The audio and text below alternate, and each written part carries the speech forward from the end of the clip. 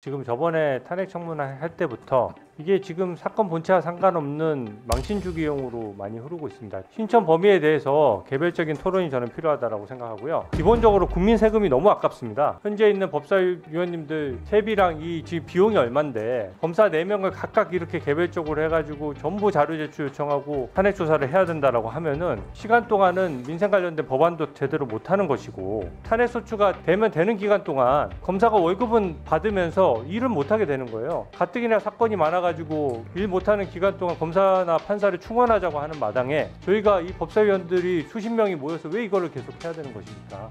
월급을 탄핵되면 직무정지돼서 월급을 받는데 일을 못한다. 그럼 월급을 반납하면 됩니다. 그럼 되잖아요. 일을 안 하면서 월급을 받는 것이 양심에 좀 꺼리면 월급을 반납하시기 바랍니다. 또 하나 이 서류 제출 요구 범위와 관련해서도 지금 저번에 탄핵 청문회 할 때부터 저희가 계속 그 문제를 삼았던 것이 이게 지금 사건 본체와 상관없는 망신 주기용으로 많이 흐르고 있습니다. 저번에 박상용 검사 탄핵 소추할 때에도 보면은 다 가족에 상관없는 이 사건과 거의 상관없는 가족의 출입국 조회 내역까지 막 신청하거든요. 그래서 신청 범위에 대해서 개별적인 토론이 저는 필요하다고 생각하고요. 기본적으로 국민 세금이 너무 아깝습니다. 그리고 지금 현재 있는 법사위원님들 세비랑 이 지금 비용이 얼만데 이거를 지금 검사 4명을 각각 이렇게 개별적으로 해가지고 전부 자료 제출 요청하고 요청을 다 받아가지고 일일이 다 탄핵 조사를 해야 된다라고 하면은 그것은 그 시간 동안은 민생 관련된 법안도 제대로 못하는 것이고 지금 보면은 이재명 대표나 민주당 수사했던 검사들은 다 어떻게 다 하필이면 비위가 있고 수사하다 말고 휴가 내고 나와서 법정에서 증언하는 이문정 검사 같은 분들은 다 정의롭다라고 하시면은 그게 어떻게 설득력을 가질 수가 있겠습니까? 그래서 이 부분은 애초에 지금 이정석 검사에 대해서 헌법재판소에서 9대 0으로 기각했을 때부터 상황 변화가 있는 겁니다. 아무리 본회의에서 의결을 했다고 하더라도 이 상황 변화가 있는 상황 하에서 탄핵 소추 관련된 이 청문회를 미뤄도 모자랄 판국에 이렇게 많은 자료를 요청을 하면서 또 이걸 가지고 하루 종일 증인 불러서 한다는 것은 저는 이거는 국민들이 보시기에도 굉장히 안 좋게 보실 것 같고요.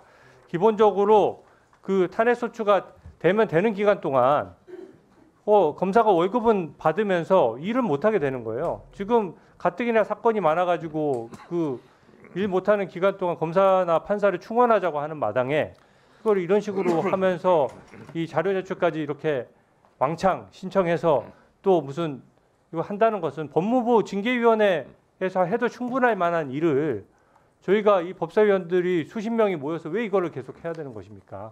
그래서 자료 제출 범위를 합리적으로 딱 탄핵 소추 그 사실과 관련된 것만 한정적으로 해야지 모색적으로 이렇게 다들 잔뜩 한다고요. 그래서 탄핵 자료 제출 요구에 대해서 건건히 좀 토론을 해서 이게 범위 밖에 있는 것들은 다 가려내야 되고 특히 가족과 관련된 것들이거나 이 사건과 무관해서 망신 주기용으로 흘러가는 것들은 전부 다 가려내야 된다라고 생각합니다.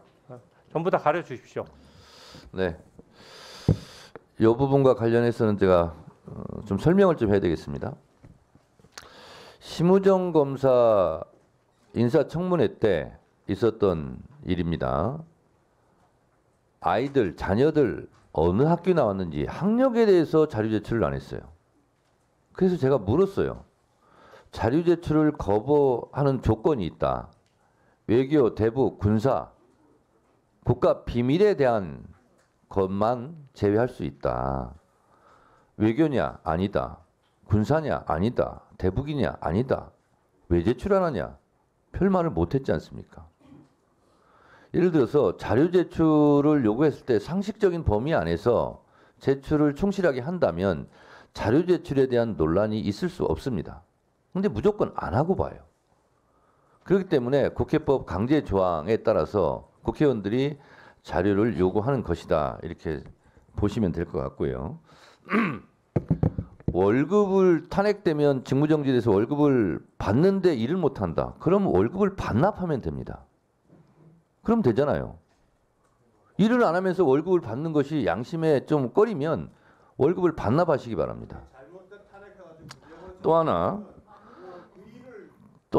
탄핵에 관련된 것만 자료 제출 요구하라. 그러면 이거는 탄핵에 관련된 거다. 이건 탄핵에 관련 안 된 거다 하는 논쟁이 또다시 붙지 않겠습니까?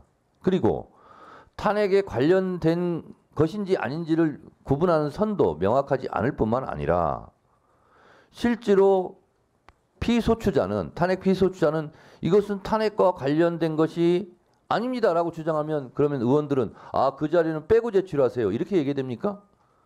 검사들은 수사할 때 이건 직접적인 관련이 없는 겁니다. 그러니까 자료 제출 안 하겠습니다. 그러면 검사가 네 그렇게 하십시오.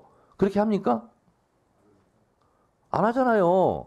관련 없는 것도 다 던지잖아요. 그물망 넓게 쳐가지고 다 긁어가잖아요. 그리고 별건 수사도 하잖아요. 검사들은 그렇게 하면서 자 그래서 이거는 탄핵과 직접적인 관련이 있다 없다 또 다른 논쟁이 불러일으키기 때문에 국회에서 그 부분을 선을 긋기도 어렵다라는 것이고 그래서 국회의원들이 비상식적으로 필요 없는 것을 왕창 요구하고 그러지 않습니다. 탄핵조사 청문회에 관련된 것을 주로 지금 11개 기관 198건에 대해서 한 것이기 때문에 그거에 대해서 또 누가 그럼 그걸 가릅니까?